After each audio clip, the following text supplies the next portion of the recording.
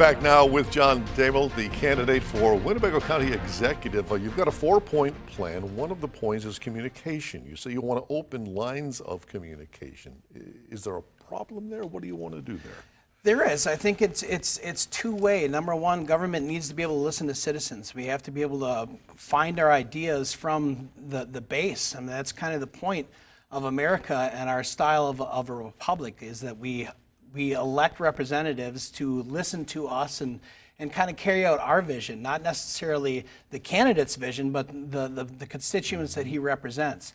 So communication definitely has to be a little bit more open that way. Everybody knows when you call up a representative, it's usually a voicemail. Sometimes the voicemail's full, sometimes it's slow. It could be tedious, but you have to get back. But it also has to be the other way. You know, the government, our county government, has to do a better job of letting people know what's out there. I think 211 is a great system for people that need resources, but it's antiquated. It's not easy to get through. So we have to kind of get to that next level, and I think we need to upgrade our website so that people can understand what the county offers. Usually when I talk to people, it takes me a long time to describe to them what the county executive even does or what the county government does. So that tells me that we're not doing a good job of letting people know. Along that same line of communication, you also point to you want to become more visible and available to citizens. Yeah. Again, not happening now? No, I don't think it is. As a pizza shop owner, I did more to kind of talk to the community about how to navigate this, how to be nice to each other. There's things that we can do. Look after your neighbors. I was pushing masks before the masks were being pushed, way back when they were being called useless, and I took some heat for that. But it makes sense. I mean, when you go to a doctor's office forever, if you ever had a cough or a sneeze, they had masks there. Please cover your mouth if you're not feeling well. Well, we didn't know who was feeling well or not, so it made sense to me. So I kind of made that call early, and we were really pushing for needs like gloves or mask or sanitizer, you know, for our first responders and our nonprofits out there. You point to the need for collaboration. Yes. Who do we need to collaborate with? Everyone. Who are the two parties? Everyone. Well, the two parties are a good example of that. We need both Democrats and Republicans, and I have a big problem with party politics. I am a nonpartisan person running for a nonpartisan election, but that doesn't mean that I just dropped a letter between the parentheses. We've always needed both. We need ideas from both. They both have good ideas and they both have bad ideas, but they need to collaborate together. My grandma and grandpa were of different ideological backgrounds, but when they worked together to solve the family problems, everything worked well. So we need to work with both sides of the aisle, but we also have to work with our community partners. And I like to say hot dogs. For $1,000, you could probably buy a lot of hot dogs. As a restaurant owner, I have more buying power. I could buy more. Our food pantry can buy way more hot dogs than I can. Our government, maybe $1,000 to get some guy in Chicago a hot dog. So the answer is the government to help the food pantries and the nonprofits and the people on the ground to partner with them with the programs that are working. Then we can actually make a difference. But for me, the government, when they try to do things that aren't in their wheelhouse, so to speak, it's usually inefficient and it doesn't go as far as it could be. So it doesn't mean that they're not the answer or that they're the answer. They're part of the answer. So we have to work with people in our community to make things work. So how do we foster that collaboration as long as we have an R and a D? Well, you got to be able to talk to both of them, and that's the unique thing about me is that I have gone out and I've talked to both of them, and I've talked to conservatives out there and said, listen, just because we don't think the government's role is taking care of people because they're inefficient doesn't mean that we can't take care of people.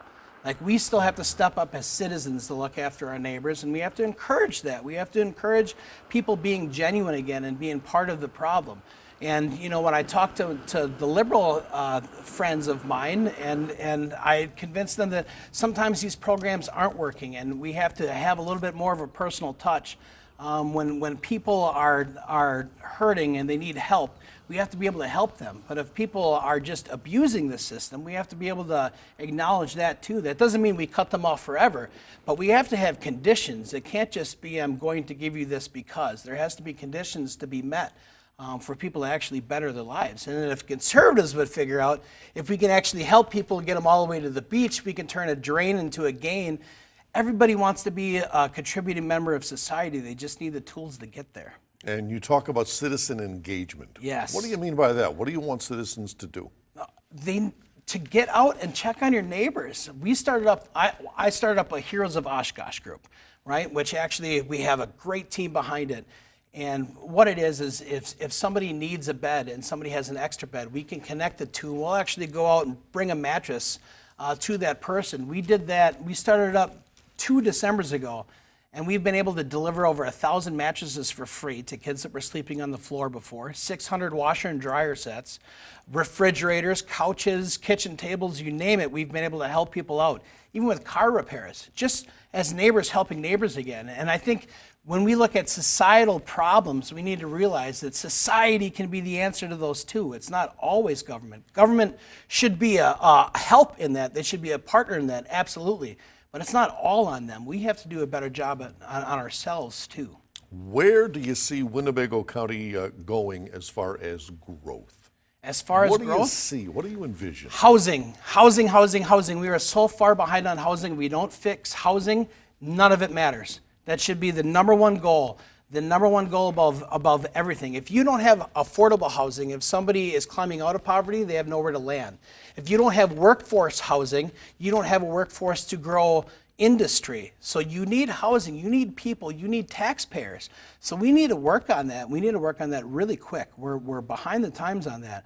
I mean, look at the housing market right now. It's not pretty, especially with, and to build them is going to be tricky because materials are kind of tricky to get right now too. But we are behind it. If we don't address this and we don't address it now, we're going to be in a world of hurt. You also talk about startup help for businesses. Yeah. What do you want to see happen there? I want a resource for people to learn how to start up their own business. Now, as a business person and an independent, I always joke that I'm the last person to get a Republican tax break and the first person to get hit by a Democrat mandate, right, or regulation. We need to make it easier for people to become their own boss, to be an entrepreneur. And we keep making that bar go higher, and it makes it harder for people to actually obtain that dream. So we have to promote that. Innovation was the explosion of America, of people being able to innovate. And when we take away the power of innovation, the power for somebody to open up their own business, we are all suffering because of that. And I'd hate to see a world with nothing but McDonald's and Walmart. No offense to McDonald's and Walmart, but you know, we need to have our little shops and our little producers and our little manufacturers again.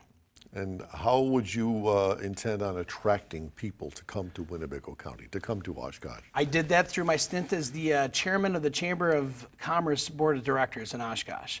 When I got the nod to be the chairman of the Board of Directors, when Oshkosh Corporation was looking for the new headquarters. People have no idea how close we were to losing them to Maryland, to free land on the water. It really was that close for us losing a Fortune 500 company, which is rare north of Milwaukee. I was crucial in the negotiations in that to make sure that we were able to get this golf course, and I loved Muni Golf Course, and I was sad to see it go. But the rest of the land, people that can't golf can now enjoy that land, and we got to keep Oshkosh Corporation and look at all the growth around it now. There's hotels, there's Dunkin' Donuts, there's gas stations. So there is a way to actually go out there and be part of an economic driver. But you partner, once again, with your chambers or your Go EDC or your Fox Valley Chamber, your Fox Cities chambers, and you partner and you help your economic drivers to succeed. You want to see marijuana decriminalized. I do. Tell us about that. Where do you get that from? Well, I think it's abused a little bit on the criminal side. I think we give too harsh sentences. We use it as a cycle of destruction. And some of it is just kids being kids. You know, like forever, I think my grandpa had his first cigarette when he was 10 because he stole it from my grandpas. You know, they do that. When we're young, we explore. And sometimes we destroy lives over it. When somebody has a longer prison sentence for selling marijuana versus destruction to a child, something's broken. And I think we can all agree on that. There needs to be something else that actually works other than a jail cell. And I think it's been used as a tool, and I think we need to wake up. And when I talk to church groups, I always like to say, are you trying to be more like Saul and kick the door down, or more like Paul and say, I understand and I want to help you? I think when it comes to marijuana, we've been way more like Saul than we have been Paul. Jon Doemmel is our guest running for Winnebago County Executive, and we have more with him right after this. Stay with us.